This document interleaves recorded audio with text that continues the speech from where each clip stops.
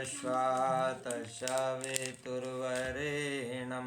भर्गो देवस्य धीमहि धियो यो नः प्रचोदयात्। ओम परमात्मने नमः। भ्रांति मात्रमिदं विश्वं न किंचिदिति निश्चयी निर्वासना स्फूर्ति मात्रो न किंचिद दिविषाम्यति। भ्रांति मात्र इदम यह विश्वम जगत है, न नहीं किंचित कुछ भी, निश्चयी निश्चित रहने वाला, निर्वासना वासनाओं से रहित, स्फूर्ति मात्रा स्फुरण मात्र है, न किंचित कुछ नहीं है की तरह होकर शाम्यति शांत होता है।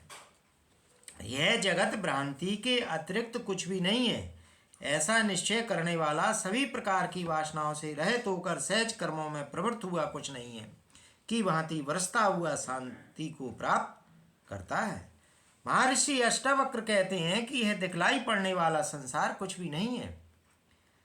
ऐसा निश्चय करने वाला इस तरह शांत हो जाता है मानो कुछ भी नहीं हुआ है। जब जगत है ही नहीं तो फिर दिखलाई कैसे पड़ता है? यह जरूरी नहीं होता कि जो दिखलाई दे वह सत्य हो। सपने में दिखाई देने वाले दृश्य इसी श्रेणी में आते हैं। पर्दे पर दिखलाई पड़ने वाले फिल्मी दृश्य भी क्या वास्तविक होते हैं?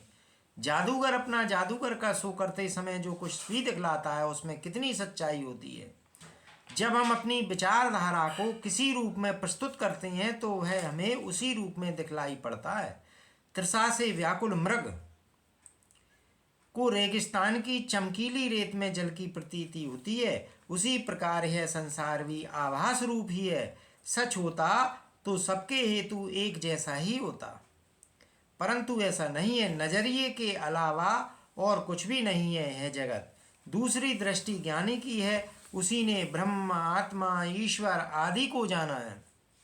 अज्ञानी विशाल को ही जानता है, सूक्ष्म उसकी पकड़ में नहीं आता है, अर्थात वह प्रकृति को ही जानता है। उसकी दृष्टि शरीर, उसके भोग और उसके विषयों तक ही सीमित रहती है।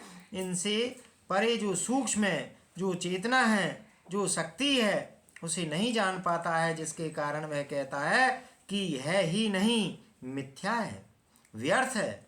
परंतु इसके विपरीत ज्ञानी इनको जान लेता है। वह कहता है कि ईश्वर आत्मा भगवान ही सत्य है, बाकी सब झूठ है, अनित्य है। इस कारण इनका कोई मूल नहीं है। शाश्वत तथा सनातन का ही मूल होता है। ज्ञानी बीज की बातें करता है, जबकि अज्ञानी पेड़ की और उस पर आने वाले फल के बारे में सोचता है। दोनों ही अपनी अपनी दृष्टि में सही है। विरोध कहीं भी नहीं है। सोचने का अंतर है, देखने के तरीके में अंतर है। महर्षि अष्टावक्र तथा जनक दोनों ही ज्ञानी हैं। दोनों को सत्य की अनुभूति हो गई है, इसलिए दोनों का संवाद ज्ञानियों का वार्तालाप है। यदि एक ज्ञानी और दूसरा अज्ञानी होता तो संवाद नहीं बल्कि द्वंद्व हो जाता। तर्क एवं प्रमाण पूछे जाते, अपने प्रमाण को साबित करने का आग्रह किया जाता, लेकिन यह दोनों ही ज्ञानी हैं, इसलिए ऐसा कुछ भी ना करके दोनों एक ही सत्य को उसी रूप में प्रकट कर रहे हैं। अष्टावक्र कह रहे हैं कि यह जगत भ्रांति मात्र है, इसके अतिरिक्त और कुछ भी नहीं है। जो वासना रहित हो जाता है, जो निराभिमानी हो जाता है, वह स्वयं के अंदर विद्यमान चैतन्य स्वरूप आत्मा को जान पाता है। जब उसे ऐसा ज्ञान हो जाता है तो वह संसार उसे भ्रमित ज्ञात होने लगता है। इसका मतलब यह नहीं है कि यह संसार ही भ्रांति है, बल्कि इसका अर्थ यह है कि इसके संग जो हमारे लिप्तात्मक संबंध हैं, जो प्रीति लगाव हैं, वे सब संदेह मात्र हैं, भ्रम है।